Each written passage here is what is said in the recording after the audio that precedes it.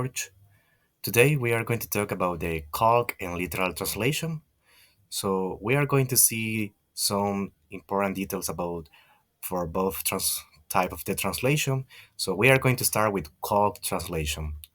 Calque translation, also known as as Loam translation, is a type of the translation where a foreign phrase or word is directly translated into the target language. This process involves breaking down the phrase into the components part and translating each part individually to form a new expression. In the target language, the mirrors the original structure and meaning. So now we are going to learn the structural calcs so we can see how we can use this one. So the structural calcs involves translating the structure or syntax of an expression.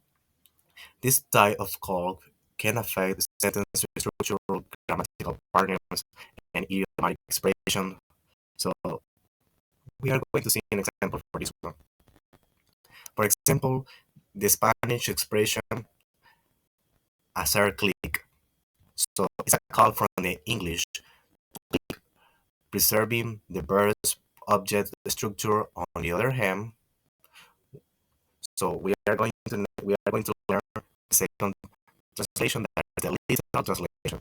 So we are going to see some of the details we can learn about this one. So the word, so we are going to see what is a literal translation.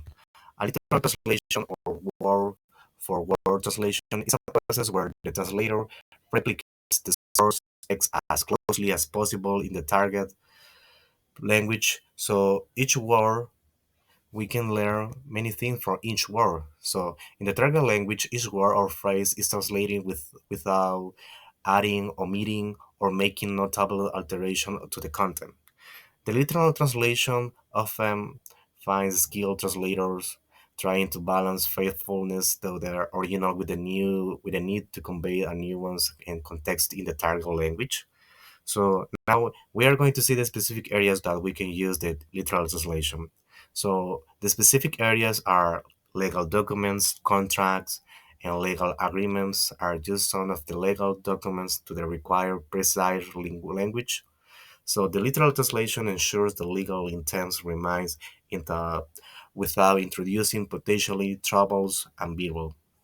So we are going to see an example for this one as well. So the example we are going to see is the Spanish to language to I'm sorry, the Spanish to English. So in the original phrase it's El gato está en la mesa. The literal translation for this one is the cat is on the table. Here the literal translation works perfectly because the meaning remains the same phrase. Thanks for your attention.